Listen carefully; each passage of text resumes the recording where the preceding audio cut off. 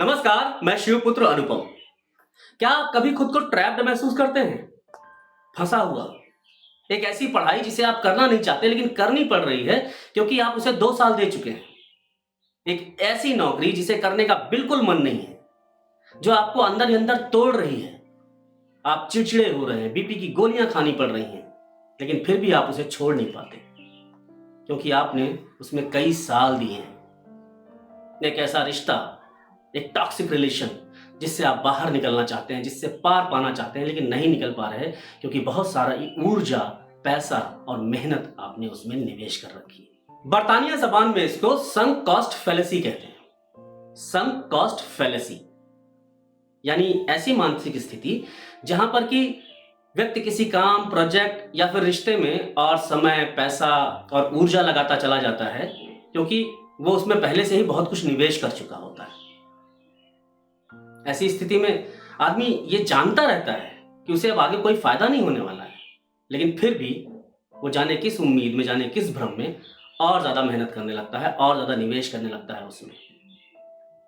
इसे और अच्छे से समझने के लिए मैं आपको 2 छोटी छोटी कहानियां सुनाता हूं, उसके बाद फिर इस पर डिस्कस करेंगे। किसी जंगल में एक बड़ा सा पीपल का वृक्ष था।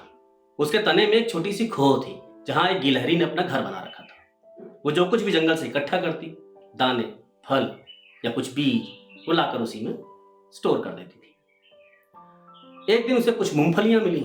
वो मूंगफलियों को लाकर उसमें रख देती है। घूमते टहलते वहां एक बंदर आता है। बंदर उस खोह में झांकता है, उसे अंदर मूंगफलियां दिखती हैं। उसे लालच आता है, भूखा था वो, उसे तुरंत अपना हाथ खोह में डाल दिया। खोह बड़ी सकरी थी, हालांकि अंदर जाके वो बड़ी थी। उसने हाथ अंदर डाला और मुट्ठी में वो पूरे दाने भर लिए। अब जब वो हाथ खींचने लगा तो उसका हाथ अटक गया क्योंकि मुट्ठी बांध रखी थी उसने। अब मुट्ठी खोले तब तो हाथ बाहर निकले, लेकिन मुट्ठी खोलेगा तो मूंगफलियां चली जाएंगी। बंदर ने पूरा जोर लगाया, पूरी ताकत लगाई, मुट्ठी भींचे रहा और ज्यादा इकट्ठा करता रहा। पूरी मुट्ठी में दाने दबा रखे थे और खींचता रहा। बहुत ताकत लगाई, लेकिन वो निकले ही ना। इधर बंदर दानों की लालच और जिद में जुटा रहा खींचने में। उधर झाड़ियों से एक शेर निकला। शेर ने बंदर को देखा, अपनी लाल लाल आंखें उस पर गड़ा दी। बंदर की हालत खराब। शेर को देखते ही उसके पूरे बदन में झुरझुरी दौड़ गई। वो और ताकत लगा के खींचने लगा। उसे था कि मैं जल्दी से ये सारी मूंगफलियां निकालूं और यहां से भाग जाऊं। शेर सधे हुए कदमों से उसकी तरफ बढ़ने लगा, लेकिन बंदर था कि वो मुट्ठी खोलने का नाम ही नहीं ले रहा था। वो लगातार मुट्ठी भींचे रहा और जोर लगा के और ताकत लगा के खींचने की कोशिश करता रहा कि उसका हाथ निकल आया और वो यहां से भाग ले। उसे सामने अपनी मौत दिख रही थी। शेर धीरे धीरे उसकी तरफ बढ़ता आ रहा था। कदम दर कदम मौत उसकी तरफ आ रही थी, लेकिन बंदर था कि जिद पे अड़ा था, लालच में फंसा था। उसे लगता था कि मैंने इतनी मेहनत की है, थोड़ी सी मेहनत और करूंगा तो मैं निकल जाऊंगा यहां से, इन मूंगफलियों के साथ निकल जाऊंगा। उसने हाथ नहीं खोला और आखिरकार शेर ने छलांग लगाई और बंदर को ढेर कर दिया। बंदर मर चुका था, लेकिन उसका हाथ अभी भी उसी खोह में फंसा हुआ था। तो ये थी पहली कहानी। दूसरी कहानी है एक नन्ही चिड़िया की। चुनमुन बरसात से पहले अपना घोंसला तैयार कर लेना चाहती थी। उसने एक बड़े से पेड़ का चुनाव किया। उसकी एक शाखा पे जाकर उसने तिनके जोड़ने शुरू किए, उनकी सिलाई की और धीरे से एक छोटा सा बढ़िया सुंदर सा घोंसला अपने लिए तैयार कर लिया। उसमें गर्मियों में जा जाके बाहर से बहुत सारा खाने का सामान, दाने, बहुत सारे कीड़े ला के उसमें रखती गई कि जब बरसात आएगी तो इत्मीनान से बैठ के अपन खाएंगे और बारिश का मजा लेंगे। लेकिन इस बार एक अनहोनी घट गई। पूरब दिशा से एक तूफान बढ़ रहा था जिसका नाम था सुनामी। वो आगे चल रहा था और रास्ते में जितने भी जंगल, जितने भी शहर, गांव मिलते, उस सबको निगलता जा रहा था। जानवरों को खबर हुई, वो सब जंगल छोड़ छोड़ के भागने लग गए, लेकिन चुनमुन डटी रही। उसने कहा, मैं कैसे छोड़ के जाऊं ये सब? मैंने पूरी गर्मियां लगा दी इसमें, मैंने कितनी मेहनत लगाई है इसमें, मेरा पूरा खजाना यहाँ पर रखा हुआ है, सारे दाने यहाँ पर रखे हुए हैं। मैं इसे छोड़कर नहीं जाऊंगी, बल्कि मैं इस घोंसले को और मजबूत करूंगी, इतना मजबूत कर दूंगी कि सुनामी भी इसका कुछ नहीं बिगाड़ पाएगा। उसने और मेहनत शुरू कर दी। बारिश होती रही, वो बारिश में भीगती रही, जा जाके तिनके बटोर के लाती, उसको और मजबूत बनाने में जुटी हुई थी वो। लेकिन आखिरकार सुनामी आई और घोंसला तिनका तिनका हो बिखर गया। चुनमुन उसे नहीं बचा पाई,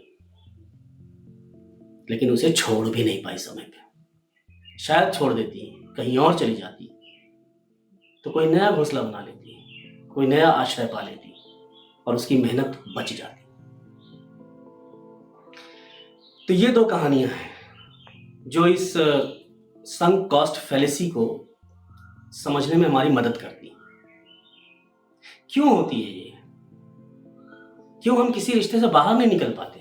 क्यों हम वो पढ़ाई नहीं छोड़ देते जो हमें करने की इच्छा ही नहीं है? वही पुराना रोग, क्या कहेंगे लोग। तो ये मानसिकता रोकती है हमें कोई चीज बदलने से। और दूसरा, हम इतना इन्वेस्ट कर चुके होते हैं कि हमें लगता है कि अब इसको छोड़ के जाना तो समय की बर्बादी है। लेकिन हम ये भूल जाते हैं कि हमने जितना समय पास्ट में बर्बाद किया है उतना ही हम और बर्बाद करने के तुले हुए हैं। और एक वजह होती है अपने निर्णयों को सही ठहराने की जिद। आदमी में अहंकार होता है, उसका अहंकार उसे बार बार प्रेरित करता है, यार मैं कैसे हार गया, मैं गलत कैसे साबित हो गया। खुद को सही साबित करने की यही जिद आपको उस काम को बार बार करने के लिए धकेलती रहती है, उसमें और पैसा और मेहनत और ऊर्जा लगाने के लिए प्रेरित करती रहती है। तो अब सवाल ये बनता है कि इससे बाहर कैसे निकला जाए। मुझे जो तरीका समझ में आता है वो ये है कि आप एक पल के लिए ठहरिए और सोचिए कि अगर मुझे आज चुनाव करना होता, मुझे आज कोई जॉब चुननी होती, तो क्या मैं यही चुनता? क्या ये रिश्ता जो मैंने जोड़ा है, जो मैंने बनाया है इतने सालों में, आज मुझे दोबारा चुनने का मौका मिले तो क्या मैं इसे ही चुनूंगा या मैं कुछ और करूंगा?